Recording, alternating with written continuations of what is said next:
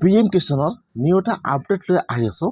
সেইটো আপডেট হ'ল যিসকলে PM কিষাণৰ পইচা পাই আছে ইতিমধ্যে কিন্তু 19 নম্বৰ কিস্তি অতি সোনকালে একাউণ্টত সোমাই যাব। বহুতে কিন্তু ভুৱা PM কিষাণৰ পইচা লাভ কৰি আছে। এইবাৰ কিন্তু যিসকলে PM কিষাণৰ পইচা লাভ কৰি আছে তাৰ পৰা কিন্তু 8 লাখ বেনিফিচিয়াৰী লিষ্টৰ পৰা নাম কাটি দিয়া হ'ব বা 8 লাখ মানুহৰ নাম কিন্তু এইবাৰ ৰিজেক্ট কৰি দিয়া হ'ব। সেইসকলে কিন্তু এতিয়া PM কিষাণৰ পইচা লাভ নকৰিব। যদি আপোনালোকে PM কিষাণৰ পইচা পাই আছে তেনেহ'লে আপোনালোকে আজি চেক কৰক যে আপোনালোকৰ নামটো ভেৰিফাই হৈ আছে নাই আৰু আপোনালোকে 19 নম্বৰ কিস্তিটো লাভ কৰে নে নকৰে।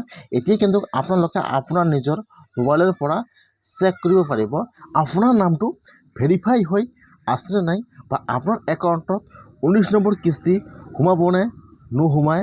এতিয়া কিন্তু আপোনালোকে আপোনাৰ নিজৰ মোবাইলৰ পৰা চেক কৰিব পাৰিব।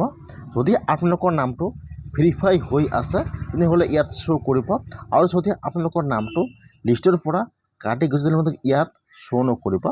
আপোনালোকে আৰু কেতিয়াও PM কিষাণৰ পইচা লাভ নকৰিব। যিসকলে PM কিষাণৰ পইচা পাই আছে সেইসকলে কিন্তু এতিয়া আৰু PM কিষাণৰ ৰেজিষ্টাৰ কৰিব লাগিব। যদি আপোনালোকে ৰেজিষ্টাৰ নকৰে তেনেহ'লে কিন্তু আপোনাৰ নামটো অট'মেটিক লিষ্টৰ পৰা কাটি যাব। কেনেকৈ আপোনালোকে চেক কৰিব যে আপোনাৰ নামটো ভেৰিফাই হৈ আছে নে বা আপোনালোকে 19 নম্বৰ কিস্তি লাভ কৰা নে নকৰে স্ক্ৰীণত যাই দেখুৱাই দি আছোঁ। এতিয়া আপোনালোকে ফাৰ্ষ্ট আপোনাৰ মোবাইলৰ যিকোনো এটা ব্ৰাউজাৰ অ'পেন কৰি ল'ব। আপোনালোকে ইয়াত লিখিব PFMS। আপোনালোকে সেইটো লিখি ইয়াত চাৰ্চ কৰি দিব। ইয়াত চাব ইয়াত যিটো 1 নম্বৰত লিংক আহি যাব pfms.nic.in। এতিয়া আপোনালোকে সেইটো অপশ্যনৰ ওপৰত ক্লিক কৰিব। এতিয়া কিন্তু আপোনাৰ ওচৰত এইটো অফিচিয়েল হোম পেজ অ'পেন হৈ যাব এনেকুৱাকৈ। মই কিন্তু আপোনাৰ সুবিধাৰ কাৰণে অপশ্যনৰ লিংকটো মোৰ ডিছক্ৰিপশ্যনত দি দিছোঁ। আপোনালোকে ডাইৰেক্ট ক্লিক কৰি ফাৰ্ষ্ট এইটো অপশ্যনত আহি যাব। অহাৰ পিছত আপোনালোকে ফাৰ্ষ্ট ইয়াত আপোনাৰ ব্ৰাউজাৰটো ডেস্কটপ ছাইড কৰি ল'ব। এতিয়া এইটো অফিচিয়েল অপশ্যন অ'পেন হৈ যাব এনেকুৱাকৈ। এতিয়া আপোনালোকে এইফালত চাব এইফালত 3 ডটৰ অপশ্যন দিয়া আছে। যিহেতু আপোনালোকে চেক কৰিব যে আপোনাৰ একাউণ্টত PM কিষাণৰ পইচা সোমায় নে নোসোমায়। ইয়াত চাব 3 ডট। এতিয়া আপোনালোকে সেইটো অপশ্যনৰ ওপৰত ক্লিক কৰিব 3 ডট। এতিয়া এইটো পেজ অ'পেন হৈ যাব। ইয়াত চাব 3 নম্বৰত দিয়া আছে পে'মেণ্ট ষ্টেটাছ। এতিয়া আপোনালোকে সেইটো অপশ্যনৰ ওপৰত ক্লিক কৰিব। ইয়াত কিন্তু বহুতো অপশ্যনৰ লিংক দিয়া আছে। এতিয়া আপোনালোকে ইয়াত চাব দিয়া আছে পে'মেণ্ট ষ্টেটাছ। এতিয়া আপোনালোকে সেইটো অপশ্যনৰ ওপৰত ক্লিক কৰিব। এতিয়া এইটো পেজ অ'পেন হৈ যাব। এতিয়া আপোনালোকে ইয়াত চাব ইয়াত যিটো 5 নম্বৰ অপশ্যন দিয়া আছে DBT ষ্টেটাছ ট্ৰেকাৰ। এতিয়া আপোনালোকে সেইটো অপশ্যনৰ ওপৰত ক্লিক কৰিব DBT ষ্টেটাছ ট্ৰেকাৰ। এতিয়া কিন্তু ইয়াত আৰু এটা নিউ পেজ এতিয়া অ'পেন হৈ যাব এনেকুৱাকৈ। এতিয়া আপোনালোকে ইয়াত চাব ইয়াত ফাৰ্ষ্ট দি আছে কেটাগৰী। ফাৰ্ষ্ট আপোনালোকে কেটাগৰী চাৰ্টৰ ওপৰত ক্লিক কৰিব।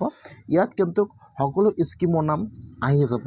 এতিয়া আপোনালোকে যিটো স্কিমৰ কাৰণে অনলাইনত এপ্লিকেশ্যন কৰিছে আপোনালোকে ফাৰ্ষ্ট স্কিমৰ নামটো ছিলেক্ট কৰি লৈ ল'ব। ইয়াত সকলো স্কিমৰ নাম দিয়া আছে। যিহেতু আপোনালোকে PM কিষাণৰ পইচা চেক কৰিব যে আপোনালোকৰ নামটো এপ্ৰুভ হৈ আছে নে নাই। এতিয়া আপোনালোকে একেবাৰে ওপৰত যাব। ইয়াত চাব 2 নম্বৰতে আহি যাব PM কিষাণ। এতিয়া আপোনালোকে ইয়াৰ পৰা সেইটো ছিলেক্ট কৰি লৈ ল'ব PM কিষাণ ছিলেক্ট কৰি লৈ ল'ব। তাৰপিছত ইয়াত চাব দিয়া আছে ইণ্টাৰ এপ্লিকেশ্যন ID বা ইণ্টাৰ বেনিফিচিয়াৰী কোড। ইয়াত অলৰেডি ছিলেক্ট কৰা আছে পে'মেণ্টত আপোনালোকে ইয়াত একো ক্লিক কৰিব নালাগে।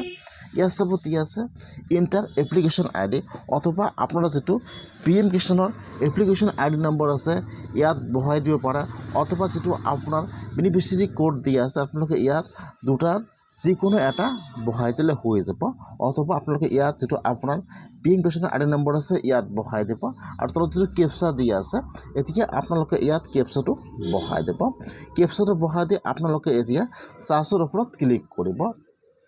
যদি আপোনালোকে আপোনাৰ PM কিষাণৰ ID নম্বৰ নাজানে কেনেকৈ আপোনালোকে ID নম্বৰ চেক কৰিব নেক্সট ভিডিঅ'ত দেখুৱাই দিম। যেতিয়া আপোনালোকে ইয়াত চাৰ্জত ক্লিক কৰিব।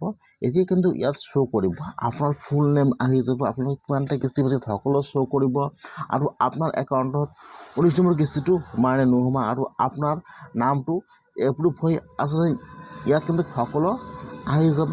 এনেকুৱাকৈ ইয়াত যাব আপোনাৰ একাউণ্টত কিমানটা কিস্তি সোমাইছে ইয়াত সকলো শ্ব' কৰিব। যদি আপোনাৰ নামটো লিষ্টত নাথাকে তেনেহ'লে কিন্তু ইয়াত শ্ব' নকৰিব আৰু যদি আপোনাৰ নামটো এপ্ৰুভ হৈ আছে বা আপোনালোকে 19 নম্বৰ কিস্তি লাভ কৰিব তেতিয়াহ'লে কিন্তু ইয়াত এনেকুৱাকৈ শ্ব' কৰিব। আপোনালোকে চেক কৰক যে আপোনালোকৰ নাম এপ্ৰুভ হৈ আছে নাই, এনেকৈ চেক